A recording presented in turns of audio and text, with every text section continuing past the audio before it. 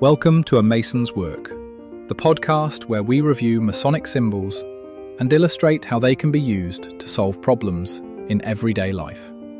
With your host, Brian Mattox, a proud member of the Craftsman Online Media Network.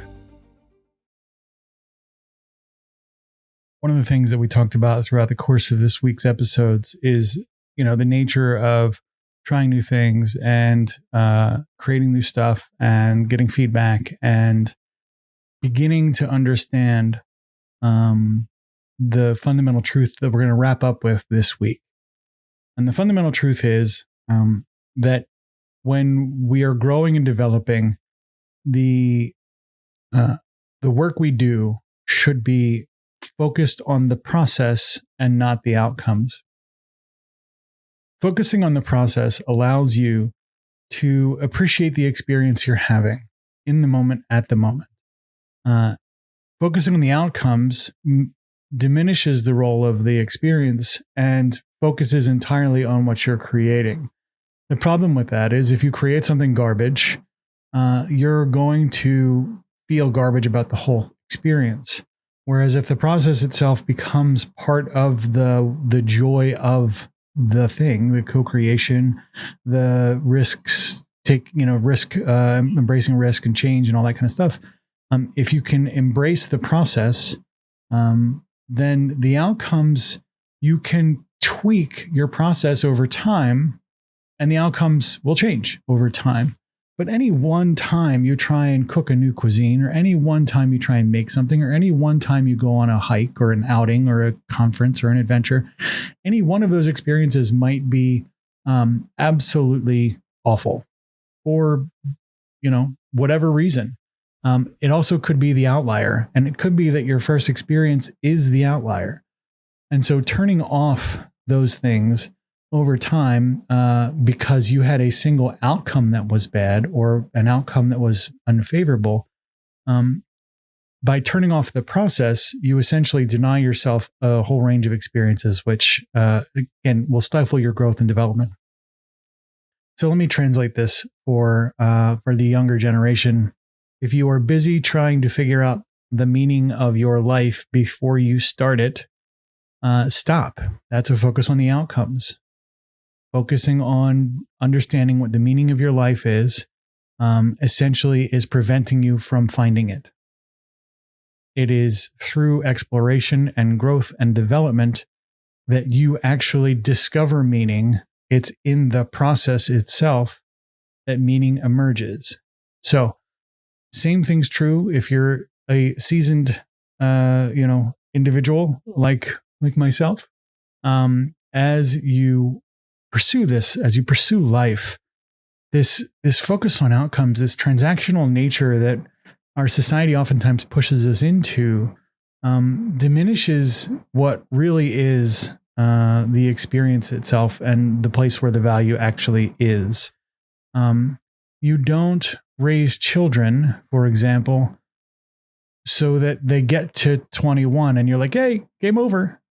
Like, woohoo, no more children. I don't have to worry about that anymore, thank God.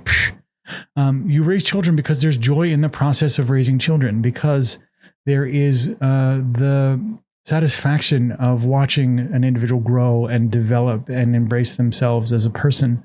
You do these things not for the outcomes, but for the process itself.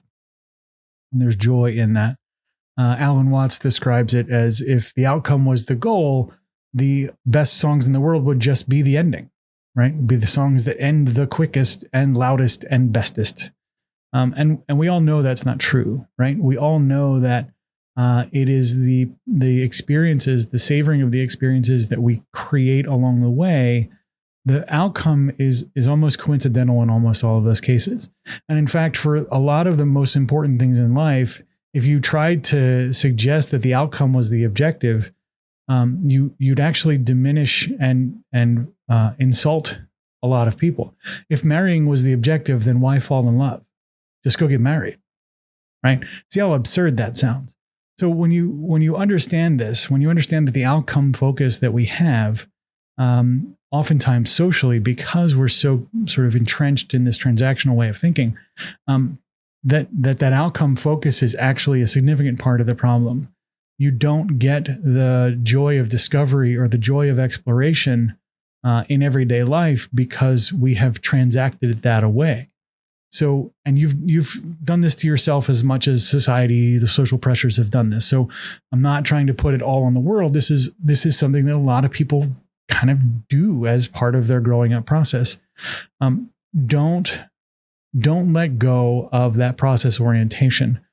Retain that ability to focus on the experience itself, even modifications to the experience. It's entirely okay to say, we'll make this even better, and then add that, whatever that is.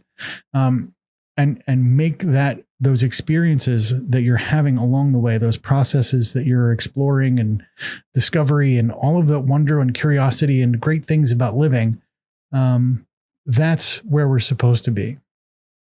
Don't focus on the outcomes. If you focus on the process, the outcomes will take care of themselves.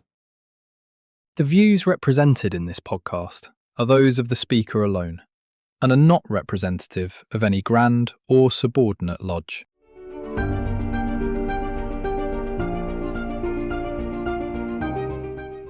Hi, Brian here. I wanted to thank you so much for listening to this episode. If you have any suggestions or guidance for further episodes you'd like to see or hear, whatever the case may be, please don't hesitate to reach out to me at amasonswork.com, and we will try and incorporate your suggestions into a future recording. Thanks.